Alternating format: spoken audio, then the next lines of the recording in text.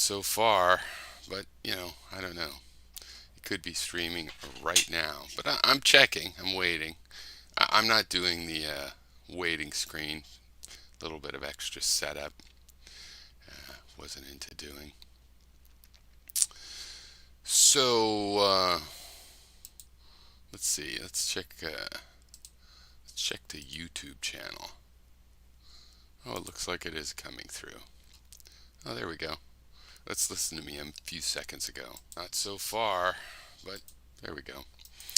And oh, there we go. And there's Twitch. And oh, there we go. And there's. All right. So, first of all, welcome to 2022, everybody. I believe that's what the year is now. And congratulations on having survived 2021. Not everybody did.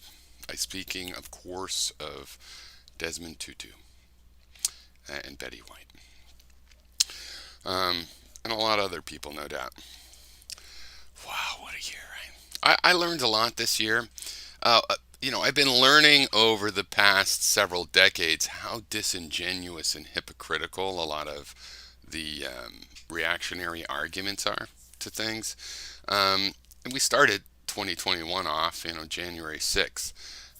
And, you know, when conservative relatives and other people had been talking about the destruction happening after BLM protests turning into riots in some places, I'm like, arrest those people. Arrest all the violent people. I've been an activist and been in protests all my life. And back in the most like energetic slash possibly violent ones was when I was in college in Berkeley. We had the apartheid protests that turned into riots on Telegraph Avenue, and People's Park protests that turn into riots. And the people, the activists running and being at the protests, they were never at those riots. There was a running joke that all the frat kids are wearing Gap clothes because the Gap got broken into after the People's Park protest, and that's no good for the activists. So I'm like, people are destroying property at a BLM protest. They're not BLM protesters in a sense that even if they think they are, they're working counterproductively. Um, and that's what I would say. But but then January 6th, even my conservative relatives that would say, "Oh, it's a terrible thing," would try to downplay it. I'm like, "Oh, that's not. They're not worried about that. They're not worried about those people." But come on. I mean, this is an objective thing at this point. I mean, you could subjectively worry more about I don't know, an auto zone than you worry about, I don't know, something else that gets burned, a trash lot. You could say one is more worrisome, or a group of people. But when a mob overruns the Capitol, you can't tell me I can't that's not a reasonable thing to be concerned about. I'd be concerned if it was one person, two, 10, 20, 50, almost 1,000 people, or maybe even more than, I don't know, hundreds and hundreds, more than half a thousand people storm the Capitol and trash it, and you can't even acknowledge. That just says what's going on that we've kind of known for years and years. Don't cut and run. But they love Reagan, and he cut and run in Beirut, lost a lot of people. Um, I didn't particularly blame him. I thought the criminals were responsible for that. And withdrawing from Beirut is a judgment. Yeah, maybe do that, maybe not. I don't know. It's not an automatic thing that, oh, that's a bad idea. The withdrawal from Iraq, um, or excuse me, of Afghanistan, um, it was announced that, Trump arranged that. And the noise and fury and violence at the end of that, that's not surprising. When you leave an occupied country without having ever subdued or got it on your side in any way. Um, so that hypocrisy is a big thing that I've noticed where it's difficult for me because um, I'm just going to get up these other screens. It's difficult for me because I believe in conversation. I was always trying to work with conservatives. As I've said before, I started this blog, Swords Cross, where I was kind of a producer, and we had a conservative and a liberal from Daily Kos, and the conservative is one of the founders of Red State. And that got destroyed because even though those guys were into having this debate, both people in both factions, like that might hire you to write other stories and stuff, they weren't having it. But we don't want you to cooperate. Cooperate by disagreeing every day. I mean, it's a service if you believe in public dialogue, as I do. But congratulations on making it through these last couple years. Now I forget, or you might forget, that this is the Piro decade, 2020s, and I'm sorry it's been a rough start. I hope it gets better. Um, I've been working hard, and on a personal level, I've been doing okay. But of course, I'm very dismayed at all this bullshit that's been going on, which we all know about. But anyway, it's a new year. But I don't know that I want to say Happy New Year. It's more like Happy End of the last year. Happy that one's over. Um, so first of all, before I start, um, I just was having this idea where I just wanted to point out that if two objects are moving at the same velocity, here I've said 10 miles per hour, and one of them is twice the mass of the other. So here I've used a 8 kilogram mass and a 16 kilogram mass. Well, then the kinetic energy of the bigger mass is twice that of the smaller mass, right? That's what you would expect. Two objects moving at the same velocity, the one that's twice as massive has twice as much energy. Now, if you start playing tricks, this is all voodoo, where, oh, but what if the smaller one's going twice the velocity, blah, blah, blah, blah, blah. You're trying to confuse people. The fact is, if two masses are going the same velocity and one is three times more massive, then it's got three times as much energy, just as you expect. Um, oh, John Dance and Jade Troy Doe. Um, Not physics. Oh, I only have a little bit of physics. That's unfortunate. So anyway, it makes perfect sense. Totally sensible. So there's that. That's a pre-starting. That's an item zero thing. Um, Now the screen there is black because that's the ISS going over the Earth, and it's in the nighttime side of the Earth. Now in this new year, thinking things over, why continue? Why continue? Now, in the old, it's a connection. It's a connection to this public dialogue network. Now, the signal to noise of my signal, the signal to noise ratio, it remains high. I don't put as much energy. There's not as much energy in the broadcast, so it's not going to, have it's not going to travel as far. But that's because there's some sort of a dampener. If I made a video a day like I used to 10 years ago, it wouldn't be much different, or at least that's how it feels. And also, it's because the signal to noise of the receiving stream that I receive, well, no offense to the people still providing signal. I appreciate that. That helps. That's always interesting. But you just know if the noise is like at a 30% level, some signal is hidden in that noise. And that's discouraging. I feel like somebody in a science fiction story after the end of the world. Oh, I didn't transition. This is what I'm talking about, the satellite. So, like a person that's after I don't know, plague kills everybody and there's nobody around, just calling every phone number, or with a little shortwave radio trying to contact one of the other people on Earth that you don't even know if they exist. You hope there should be hundreds or thousands, but maybe there's none, maybe there's a dozen, and you got to keep trying every night. It's part of your ritual. That's what I feel like. See, in the old days, I would get involved because I've been in online communities and this public dialogue, which in principle was being recorded, right? So people hundreds of years from now might be reading through these logs.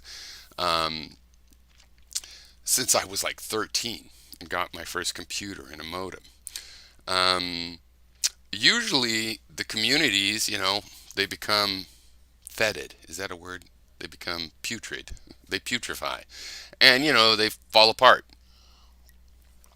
There's factions form and people war, and maybe one group gets a bunch of moderators and is kicking off people from the other group, and all this stuff that even before it does its damage makes the place kind of more noisy and less useful, and you just move on to another one. But after YouTube, there really wasn't another one. I attribute that to the fact that it became such a big business that the big businesses are on top of sort of keeping their dominance as the only alternative, even though they're not trying to serve what the original community was there for. For example, me, I know a lot of you are young, might not remember ancient times like 15 or 10 years ago, but YouTube wasn't monetizable. It let you have 5-minute videos. People put up, silly videos and all kinds of stuff, but it was basically just for fun. Things they did for fun and a place to put it so that it's out in the public. And some of us use that to discuss philosophy and politics, and that is not, well, I think it is monetizable probably, but that's not the monetizability that YouTube went after. They wanted to make viral video generators that have a one-to-many broadcast pattern, not a many-to-many, and that is riper. That's more monetizable. And I can't really blame them for doing that because, I mean, they had to make money off their service, right? So I was surprised how long we've been riding along and their free bandwidth and their free storage.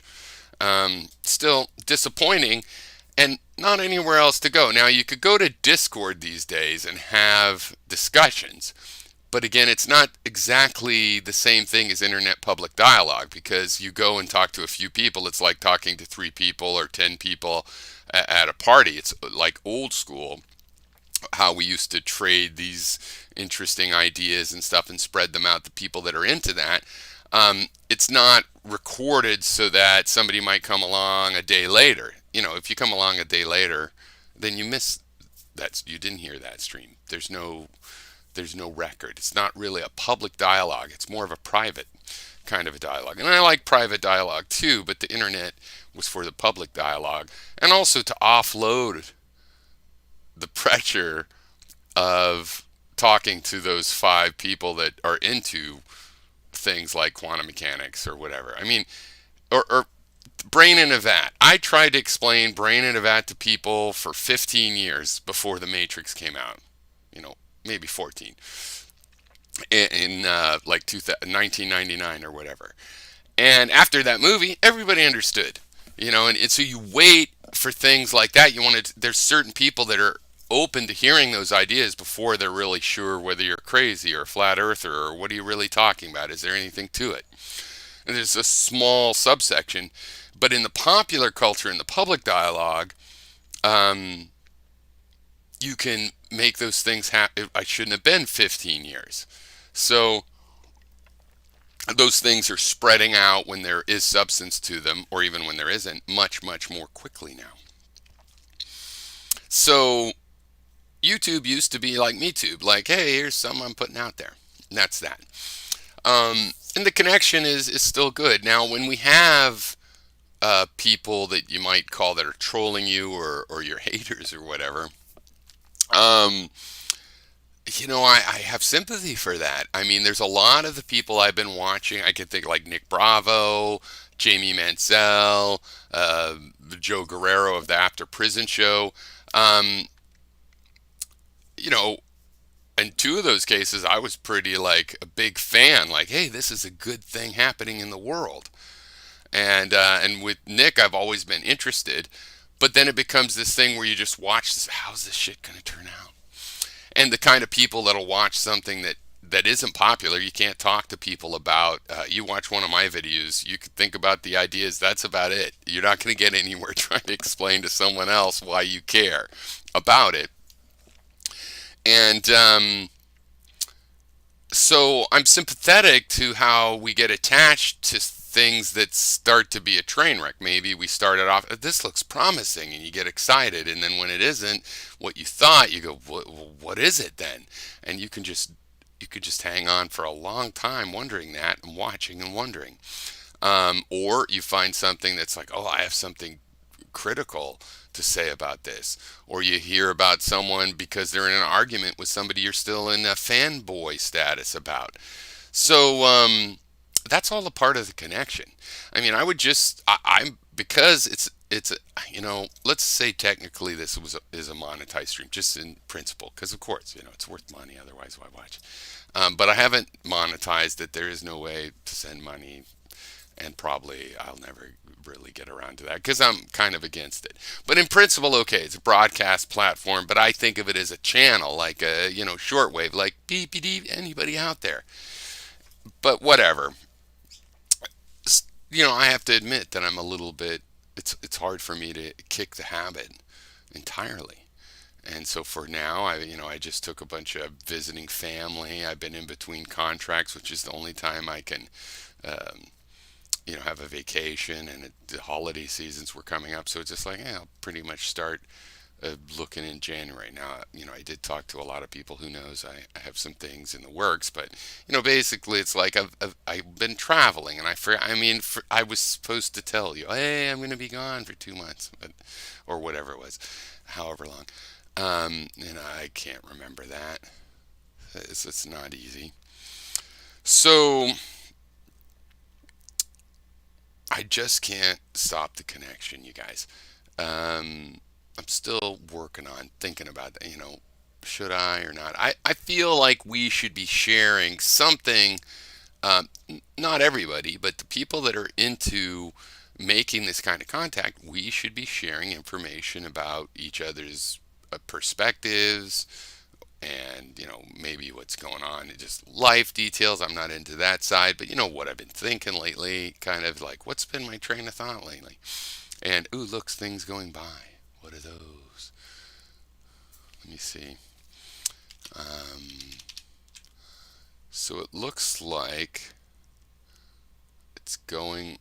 Oh, that's those are little towns in Europe or in the Mediterranean, um, north North Shore. So that's what those little lights seem to be.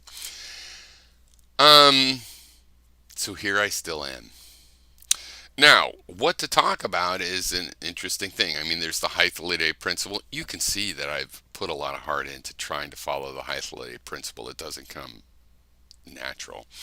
But if I was really gonna like say things I know are true and help correct people, and because I know what because in politics and philosophy, I have insights, but they're meant for you to judge. But if I'm really like, what things could I argue with some of it? No, no, no, no. What I'm saying is the way you should look at it. There's coding and logic, computers. I have a lot of insight onto coding and logic and computers. Uh, how they work, what it means to be rational, what the word reasonable actually means. Not just as like, oh, those are good things, you ought to be them. No, what does it actually mean? How could you measure if somebody was being reasonable? Are they providing reasons for what they say? How could you know if somebody's being rational? Well, are they comparing different options, or are they just giving reasons for one option? Right? If you're reasonable and rational, you're 90% of the way to making a good argument. I could describe all that. Um, or computers. I mean, I break down computer systems and can learn any new piece of software because I understand them at a fundamental level. I understand the periodic table, the simplest uh, concepts. Maybe you would want to know those. And Hythelite principle, that's what I should be telling you, but it's just not that interesting to talk to non-experts. And yet, I'm been working on apprenticing people. I have one person right now. I'm teaching DevOps. I've taught people programming, and I would like to make that into an ongoing thing. And it probably would be a good skill to, from my benefit me, I mean, as well as the audience theoretically, to describe how that works. But if I did that, would I want to do that on this channel, this 14-year-old or whatever it is channel? Because that's not what this channel's been about. Should I start a new one? Oh, who even wants to think about those things? So,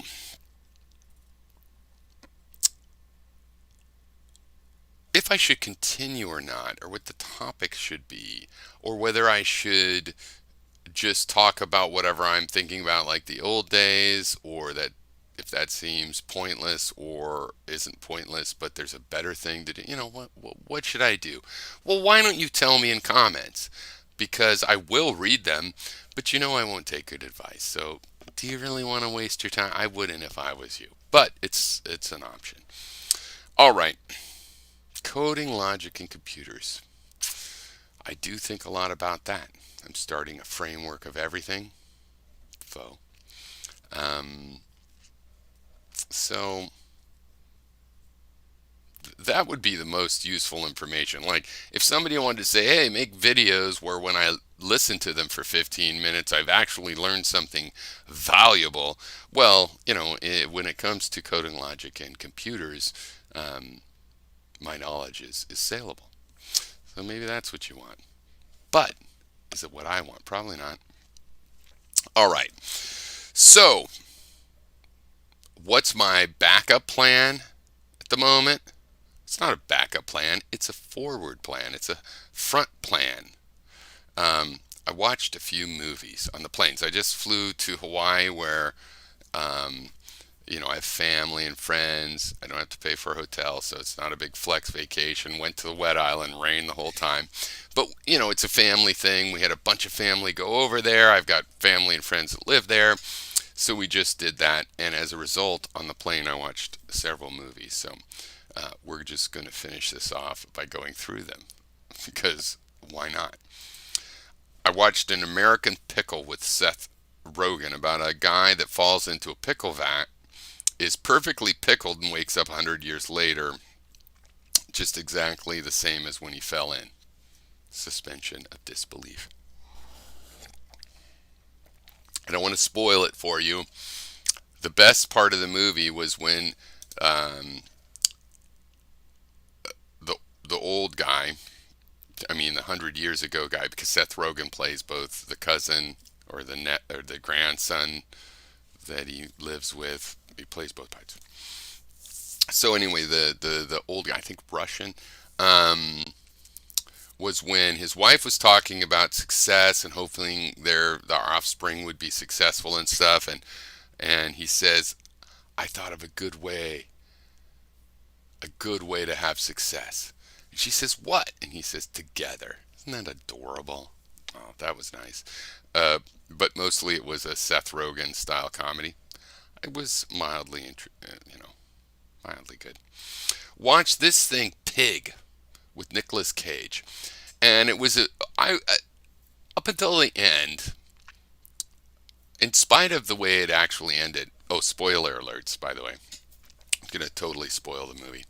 Um, it's about a guy that hunts truffles with a pig, and his pig gets stolen, and he goes on a mission to get his pig back, and it portrays the Portland, Oregon, like health food or foodie scene, fancy food scene as like mafia controlled. There's like a underground bump fights. It's just like so. That's the dark comedic premise in a movie that's played all drama. Like, hey, this is just these guys are bad. they will. They're like mafioso, truffle mafioso, and it would have been a good movie if the pig had lived. So I know, John. Right? You and me both. Okay, next. Don't look up. Oh, this is great. It's a metaphor for how conservatives are and reactionaries, rather, about climate change and how people care about popular culture and science they just can't get into. And it's funny because the formula in a movie where the scientists say, oh my God, the aliens are coming or something, is that they might hide it from the public, but they take it super serious. And in this one, they don't take it so serious. And there's ways out of it and options they had and the reasons that they don't do it.